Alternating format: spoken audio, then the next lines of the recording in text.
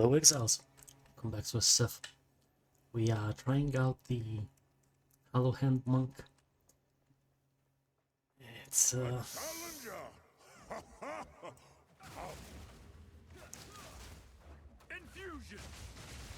need the chest have to be active so that we can activate our Trinity.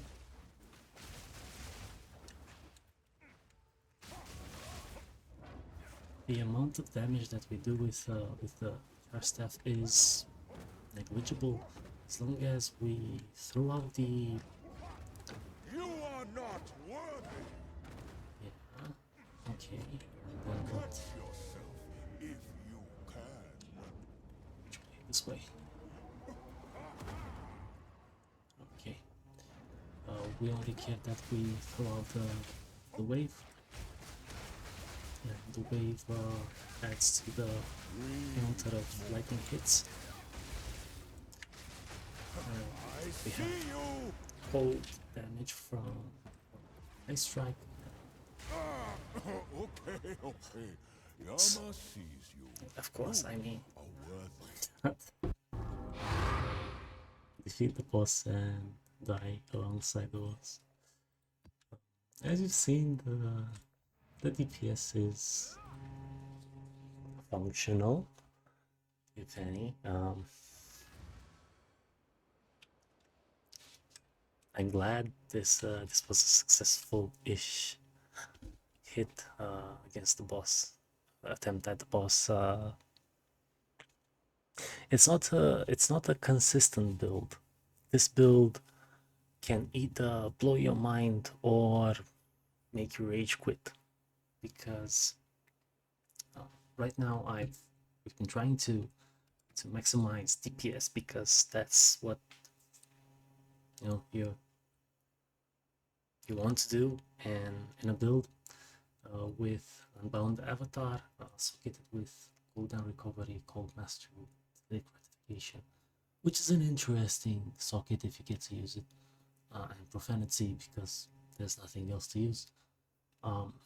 Ice Strike, let's talk about Ice Strike, rapid attacks, practice combo, build initial combo, and elemental armament, because we do still want some damage, but what we want out of Ice Strike is pinpoint critical and blindside, currently sitting at a 60% critical hit chance without buffs. But you can easily get the build to be a crit machine, 100% critical hit chance build. One of the few solo self-found builds that can get to 100% critical hit chance guaranteed. Well, with little investment, with very little investment. The practice combo we are gathering up into Flicker Strike Culmination. As you've seen against Yama the White, we don't really need to use a Flicker Strike, and we don't really gain enough combo to make it worthwhile our time, because Ice Strike and Tempest Bell almost always gets the job done. Unfortunately, this doesn't work. I was hoping that Fire Attunement on Tempest Bell would grant us Fire Resonance. The impact deals more fire damage than physical or cold. I've reviewed this in previous attempts, and in this attempt our resonance was only light and cold, and that's weird because Tempest Bell is striking at the same speed that you are with Ice Strike, which, by the way, you've seen that 6.45, and that is unbuffed. Yeah, the build seems to be amazing. There's something that's missing and I can't quite put my finger on it. Right now, doing elemental damage seems to be the less the less of the options, but it seemed so synergistic that I had to try it with Charge Strike, Ice Strike, Charge Staff, Ice Strike. Tempest Bell used to be able to contribute to your resonance, and then you'd get your Trinity up to 100%.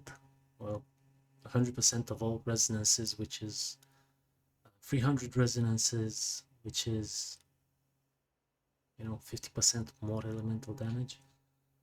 Alongside charge regulation, because you almost always have power charges because of lingering illusion, which is a great new persistent spirit gem.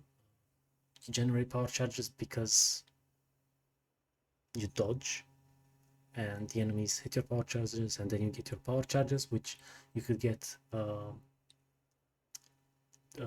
68% chance to get 2 power charges, but then another 30% on top of that, and 50% to grant an additional random charge, which could be power charge or any other.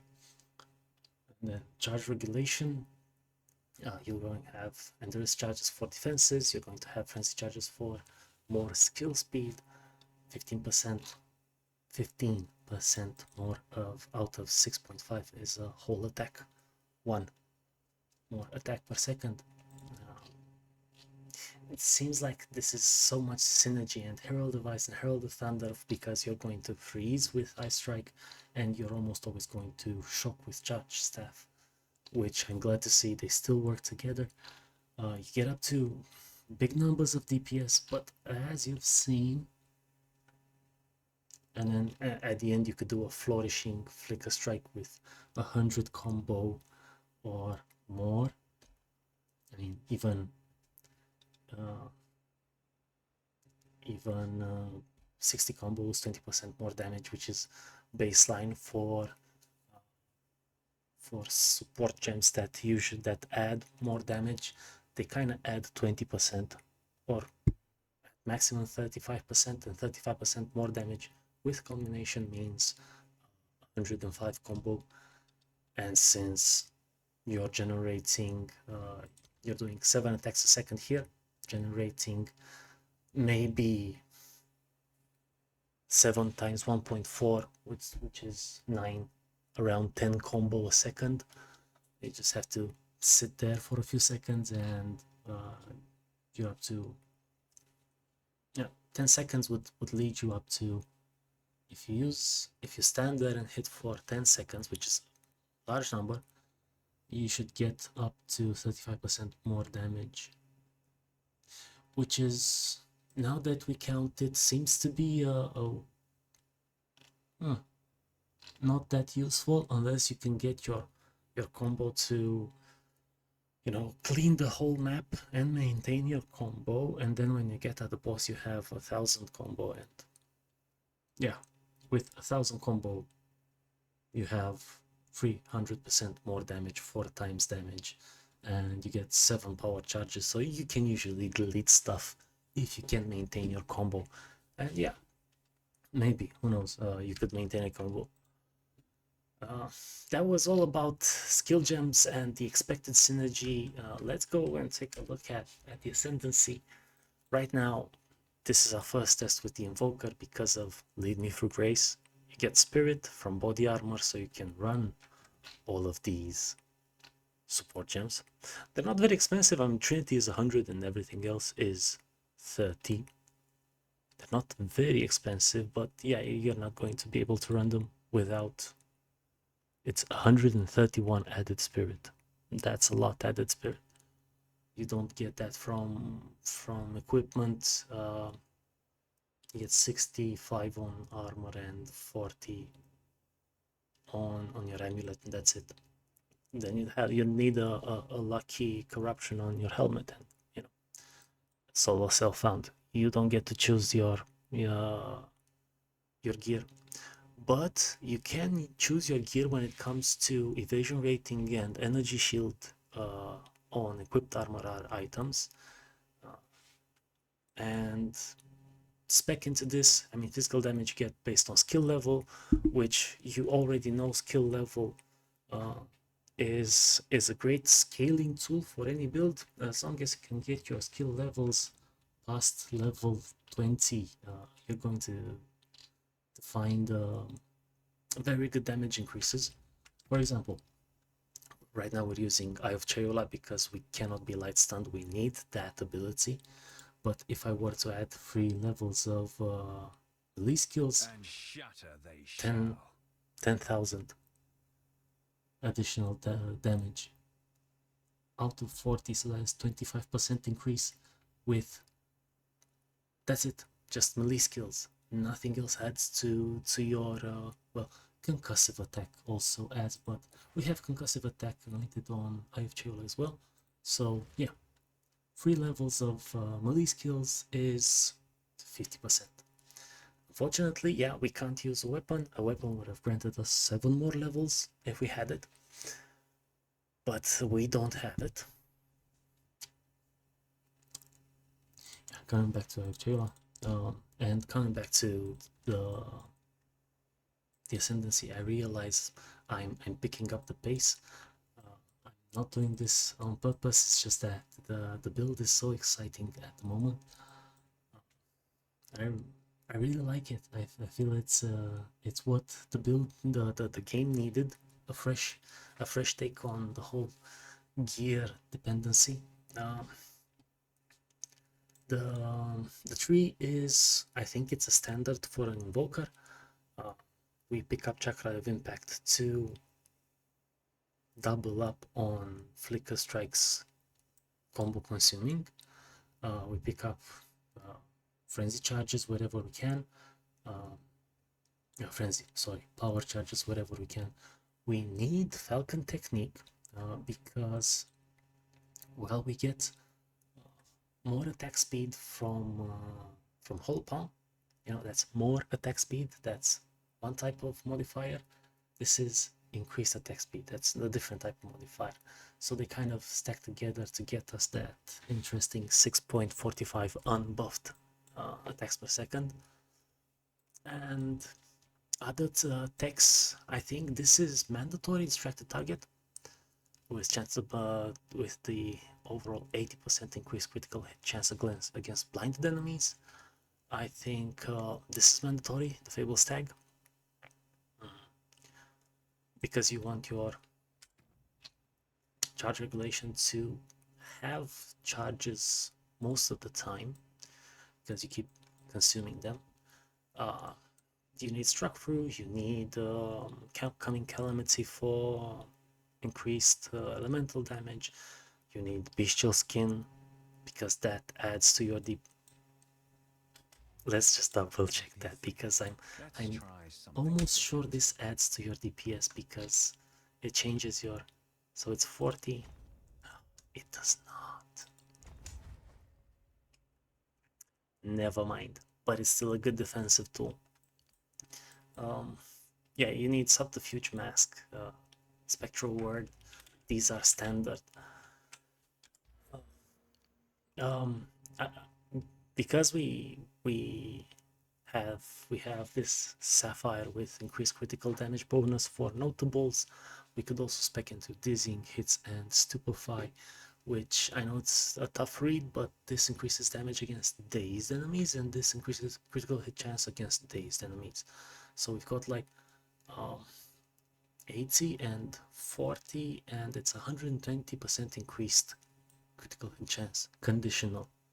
If you are to count critical hit chance nodes that are not conditional, they're permanent, you get up to, what was it, 90, around 90% increased critical hit chance.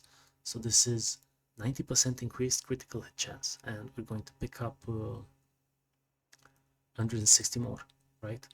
No, 120 more.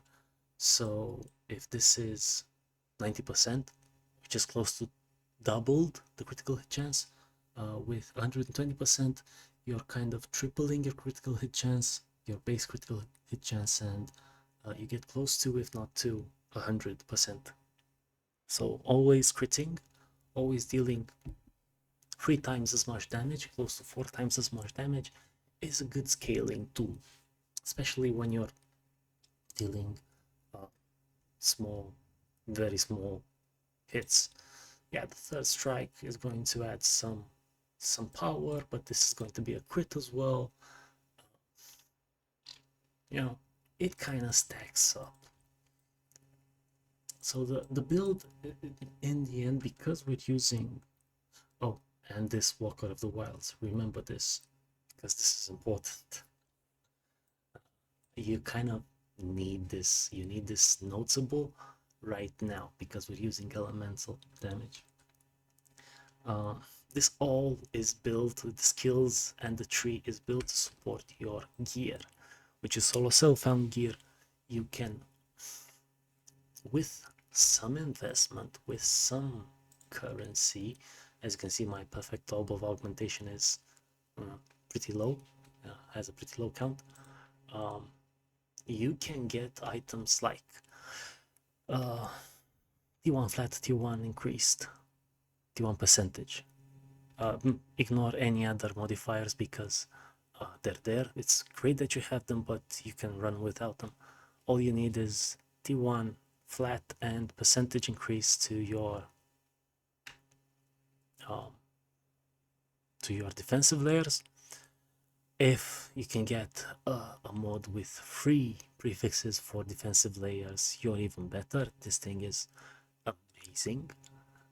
This is the reason why we have 131 additional spirit. T1 on the gloves, yeah, well, you also need melee skills more than you need defensive layer, but if you can have melee skills, flat physical, and then 2 defensive layer, that's again amazing. As you can see, the corruption is kind of useless right now, but never mind. And on the rings, you just need damage, mana leech. You need mana leech. You're not going to be able to sustain your DPS any other way. Damage and some resistances here. Cannot be light stunned. Cannot be stunned is a mandatory modifier for your build, because you want to sit there and wail. You want to be able to drop your attacks, and if you're going to be light stunned, you're going to lose seconds in which you're going to get less damage. It's one of the big stoppers for your DPS in this build is your mana. That's why we pick up this ring for leech and this notable for leech. That being said, as you can see, we have not added, we have forgone any kind of movement speed on the boots. The plan of the build is to weave from pack to pack using Ice Strike. When that doesn't happen, you just have to sprint a bit. It's pretty fast, still pretty fast. But yeah, that being said, all with the ascendancy, the skill tree, the gear, right now the build is not tanky enough. I do understand that not being res capped means that any elemental hit will do much more damage, right? But this 43% evasion is disappointing. It almost feels like any hit is a hit, any hit connects. The 43% chance to evade doesn't really keep us alive.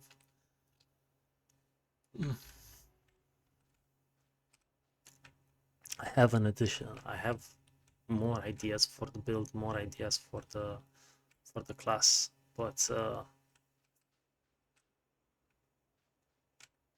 what can I say? It's a breath of fresh air, not to be, you know, forced to use a stuff, but you know, because you're doing SSF, because you're picking up everything and anything. Where was it? there was something with 6-2 melee skills, and we have a staff. No, this is just straight up damage. This one. Let's pick this one. Let's give it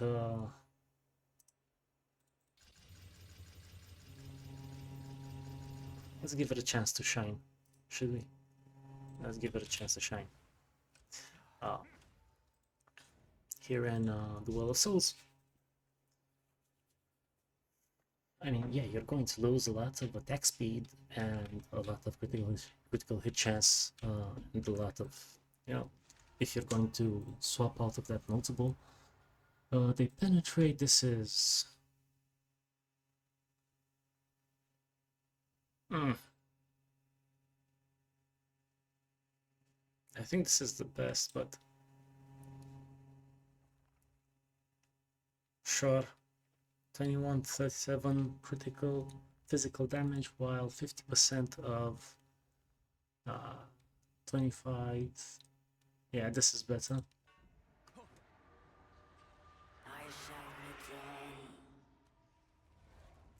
It wasn't a great yeah, it's not a great stuff. It's not very an amazing stuff, but you know, leeches damage is life. Great. Let's give it a few attempts at. What did that do? Nothing. Nothing.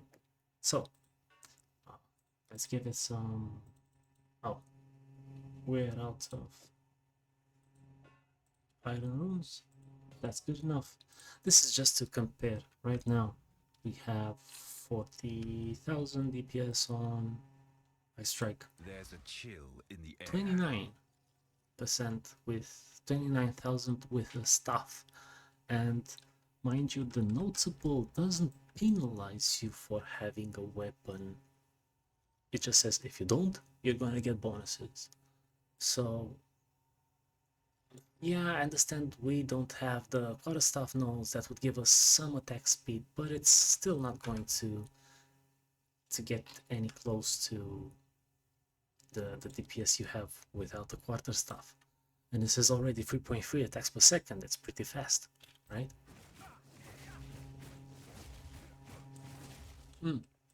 Pretty fast, right? That being said, for the build to continue to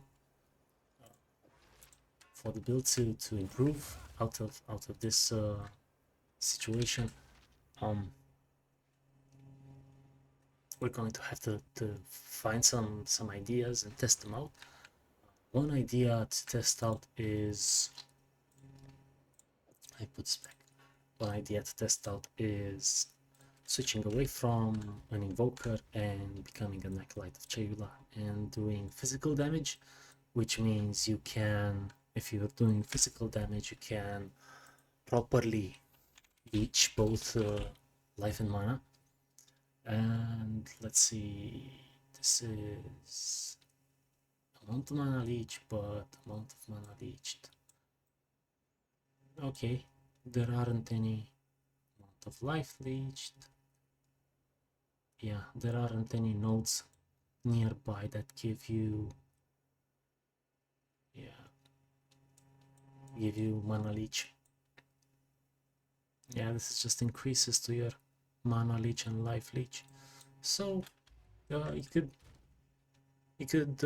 change one of your rings, right, to instead of having resistances, to have some life leech, and then maybe then you could use your amazing attack speed to leech up to your full life with every boss attack.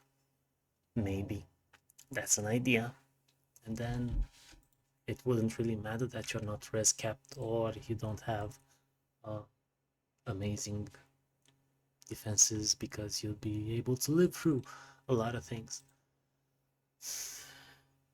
Yeah, I mean, I say it's great that you don't have to use a weapon, but because you can't use a weapon, the prefix pressure on your gear becomes, you know, harder to sustain a solo self-found, because you'd want to have life, but you can't really craft everything you want to craft in solo self-found. You don't really have the currency, the omens, the... Oh, we should run King in the Mist again a few times. That being said, for a build spotlight, I believe this is what the Whole Hand Invoker can do against bosses. As you've seen, it's pretty good. It's pretty good against map bosses, as long as you take care. You're just a bit careful not to be hit by the boss, which is the standard type of interaction that I think GGG wants you to have with the bosses. Is don't kill them in one shot, just dance around with the boss for a little while, let them know that their effort is appreciated, right? This is the build for it. You go in, throw a few punches, then you have to step out, dodge, maybe even get some power charges because you've dodged. So the build rewards you by lingering illusion. It rewards you for playing slowly, allowing the boss, the enemies to do stuff, which is great. I mean, that's why the game was built with bosses, so that you could see their stuff and interact with them in their own speed. As I said, dance with the bosses. And what can I say? Well, is this a build that you can start your next league with? I'm going to try, because it really feels like during the campaign, all you care about is defenses, and you can go to your local merchant, buy or sell items, look here for something with good defenses, and there you go, increased evasion, something with increased energy shield. You're going to get a pretty good I don't know, a pretty good feeling while leveling up with the build. It's not going to be overpowered. It's not gonna be underpowered. You're going to die a few times, but you know, as a league starter, could be fun. There you go, close to the half-hour mark. I think that was all that I wanted to get into today. Thank you for joining us, Exiles. You're going to find the max roll link for the skills, for the build with the skill tree and the gear somewhere in the comments. Thank you all for watching, and till next time, goodbye, Exiles.